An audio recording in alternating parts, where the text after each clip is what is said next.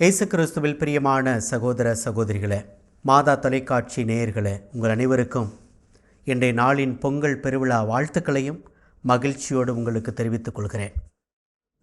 இறைவன் உங்களை நிறைவாக ஆசீர்வதிப்பாராக. அன்புக்குரியவர்களே, இன்று வாசிக்கப்படுகிற நற்செய்தியில் ஆண்டவர் இயேசு தொழுநோயாளரை சுகப்படுத்துவதாக பார்க்க முடியும்.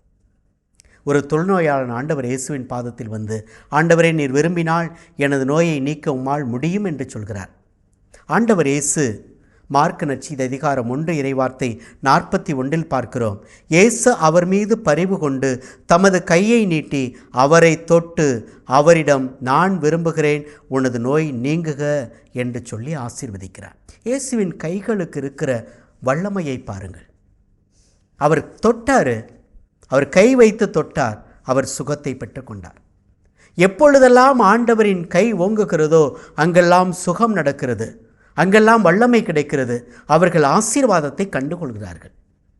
இந்த உலகத்தில் எத்தனையோ மனிதர்கள் நம்மை தொடுகிறார்கள், ஆனால் ஆசீர்வதிக்க தொடுகிறார்களா?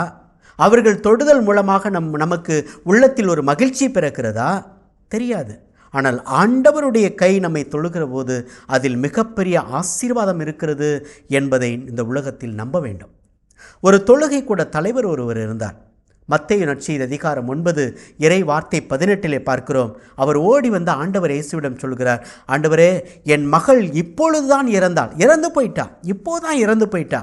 ஆயினும் நீர் வந்து அவள் மீது உமது கையை வையும், அவள் உடனே உயிர் பெற்றெழுவாள் அப்படின்னு சொல்கிறார். அப்போ பாருங்கள், ஆண்டவரே, நீங்கள் கையை மட்டும், அவன் செத்துட்டா, நீங்கள் கையை மட்டும் வைங்க, அவர் உயிர் பெற்றெழுவாள். மிகப்பெரிய விசுவாசம். இப்படிப்பட்ட விசுவாசத்தை எல்லாம் ஆண்டவர் பார்க்கிற போதுதான் மத்தேயு நற்செய்தி அதிகாரம் 8 இறைவார்த்தை 10 சொல்கிறார், உறுதியாக உங்களுக்கு சொல்கிறேன், இஸ்ரேல் யாரிடமும் இத்தகைய நம்பிக்கையை நான் ஒருபோதும் கண்டதில்லை அப்படின்றாரு.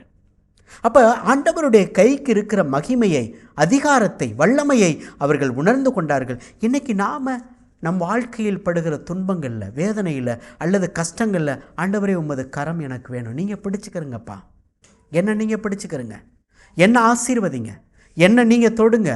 ஆண்டவர் நம்ம கஷ்டங்களில் என் கண்ணீரை நீங்கள் தொடங்க, ஆண்டவரே உங்கள் கரத்தால் தொடங்க என்ற ஆண்டவர் பாதம் நம்பிக்கையோடு ஜெபிக்கிறோமா? துன்பத்தில் ஆண்டவருடைய கரம் என்னை தாங்கும் என்று ஜெபிக்கிறோமா? நம்ம பலவீனத்தில் தான் சோர்ந்து விடாது ஆண்டவர் நமக்கென்று ஒரு கொடுக்கிறார். அவருடைய கை நம்மை பலப்படுத்துகிறது என்றால் நமக்குள் இருக்கிற நம்பிக்கை உயர வேண்டும். லூக்கா நற்செய்தி அதிகாரம் 8 இறைவார்த்தை 13 பார்க்கிறோம், பாறை மீது விழுந்த விதையாக வார்த்தையை நம்புகிறோம், ஆனால் வேறற்றவர்களாய் சோதனை காலத்தில் நம்பிக்கையை விட்டுவிடுகிறோம் என்று இறைவார்த்தை சொல்கிறது. சோதனைகள் வரும்போது தான் ஆண்டவருடைய கை என்னை தாங்குகிறது, ஆண்டவர் கை என் கண்ணீரை துடைக்கிறது, ஆண்டவர் கை என்னை தூக்குகிறது, தூக்கி எடுக்கிறது என்று நம்ப வேண்டும். அவருடைய கைக்கு அவ்வளோ பெரிய வல்லமை இருக்கிறது என்பதை உணர வேண்டும். உணர்ந்தவர்கள் வாழ்விலே மகிழ்வை கண்டுகொண்டார்கள், உணர்ந்தவர்கள் ஆசீர்வாதங்களை கண்டுகொண்டார்கள். நாம் எப்போது ஆண்டவர் நம்மையும் உயர்த்துகிறார் என்று விசுவசிக்கிறோமோ அப்பொழுது வாழ்வை கண்டுகொள்ள முடியும். எசாயா புத்தகம் சொல்கிறது, 59வது அதிகாரம் 1வது வசனம் சொல்கிறது, மீட்க இயலாதவாறு ஆண்டவருடைய கை ஒன்றும் குறுகி போய்விடவில்லை. நம்மை மீட்க இயலாதவாறு, நமக்கு சுகம் கொடுக்க முடியாதவாறு ஆண்டவருடைய கை ஒருபோதும் குறுகி போய்விடவில்லை. ஆண்டவருடைய வல்லமையுள்ள அந்த கரத்தை நம்புவோம், ஏற்றுக்கொள்வோம். எப்பொழுது தாழ்ந்து போகிறோமோ, எப்பொழுது விசுவாசம் இழந்து போகிறோமோ, எப்போது நம் வாழ்வில் துன்பங்களும் துயரங்களும் அதிகமாக வருகிறதோ, ஆண்டவரே கரம் தொட்டு தொட்டிங்களே, அந்த கரம் தொட்ட அந்த வாழ்வை போல அந்த தொழுநோயாளனை சுகப்படுத்தினீங்களே, எனக்கும் அந்த கரத்தை கொடுங்கப்பா, என்னையும் தொடுங்கப்பா, என் வாழ்க்கையிலும் சுகத்தை கொடுங்கப்பா என்று எப்பொழுது நம்பிக்கையோடு வேண்டுகிறீர்களோ ஆண்டவர் நம்மையும் மிகவும் உறுதியாக உயர்த்துவார் என்பதில் எந்த மாற்றமும் இல்லை.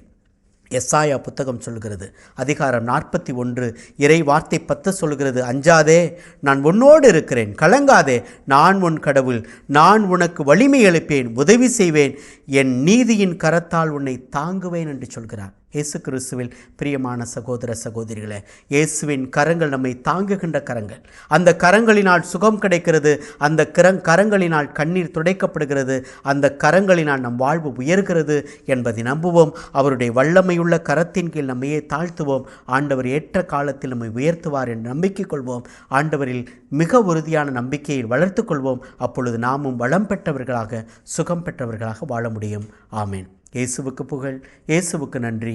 மரியே வாழ்க.